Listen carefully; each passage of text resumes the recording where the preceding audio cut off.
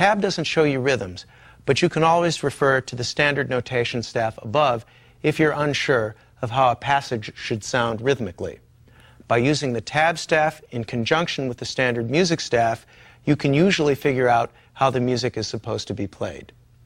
The only other type of notation you'll see in this program is a shorthand device called rhythm slashes. Rhythm slashes are particularly handy for guitar music because they tell you generally how to play, but not exactly what to play. For example, a basic strumming pattern of 4 quarter notes or 4 equal strums per measure would look like this in rhythm slashes. The chord symbol tells you what notes to play, and the slashes tell you to strum the chord 4 times. So the example showing 4 slashes with an E chord symbol above it sounds like this.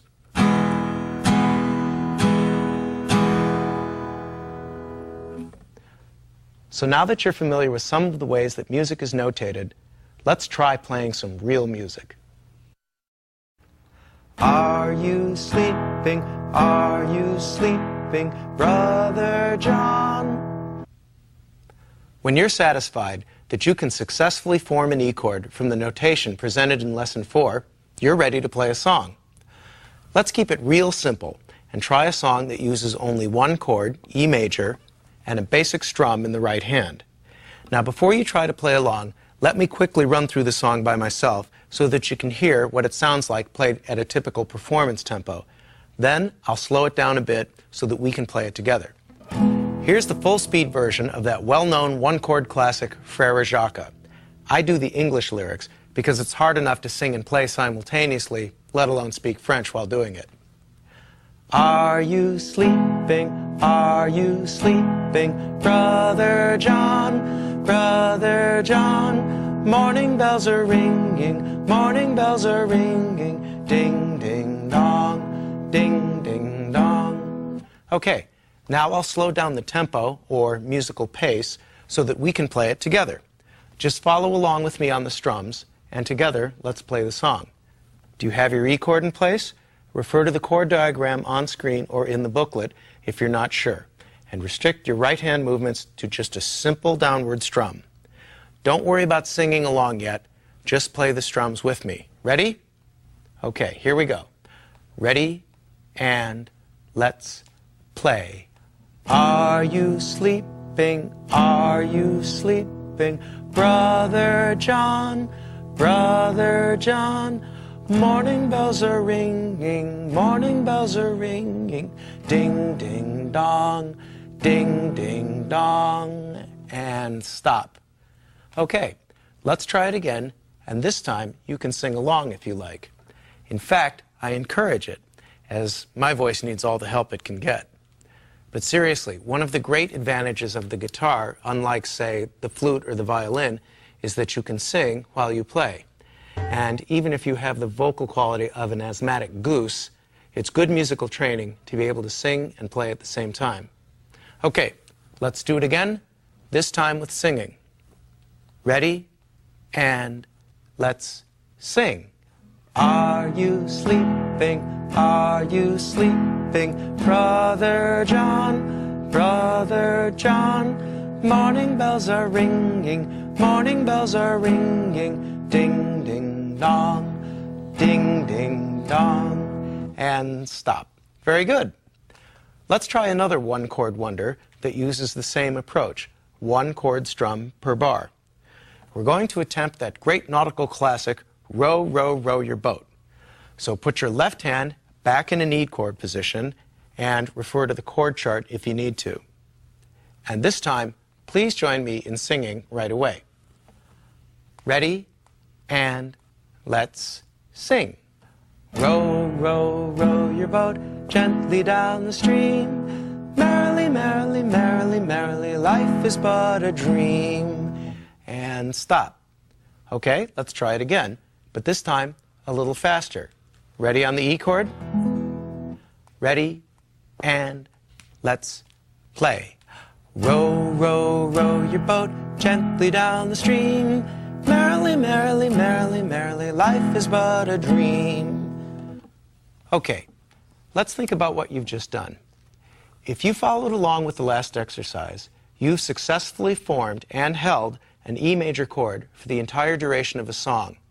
You've strummed in rhythm, and if you were one of the brave ones, you sang along while playing. And some of you even tapped your foot in time with the music. Now, if you found that you couldn't keep all these musical plates spinning, just try each task by itself. First, play along with the on-screen performance. Then, try to sing as you play. And finally, play and sing up to tempo. And, what the heck, try tapping your foot too. You're doing great. Now, you may want to stop and just practice the two songs you've just learned a few times. Do this until you're completely comfortable. It will help in learning the material in the next lesson.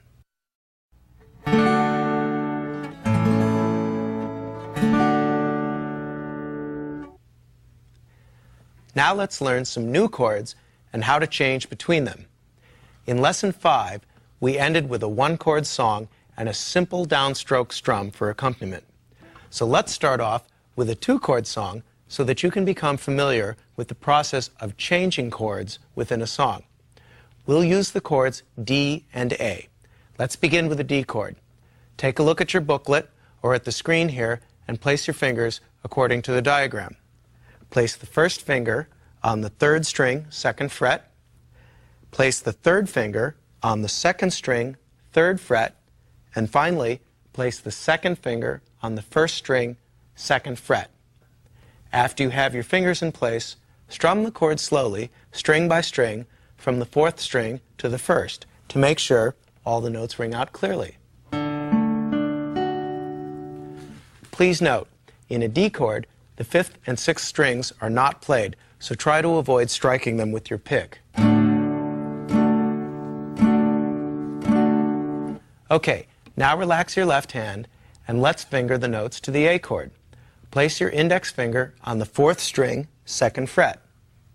Place your second finger on the third string, second fret, right next to it.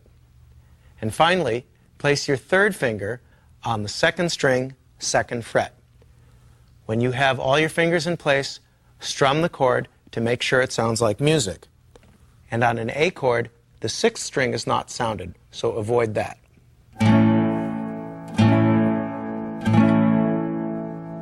And relax your left hand. Now for the tricky part. Try switching between D and A and back again while strumming. Let's play 4 strums of D, then switch to the A for 4 strums, and then switch back again to D for 4 final strums. Watch that you keep your right hand strum steady even if your left hand falls behind. Okay, let's try 4 strums of D, then switch to A for 4, and then back to D for 4. And instead of saying, ready and let's play, I'll count to 4 and then we'll begin.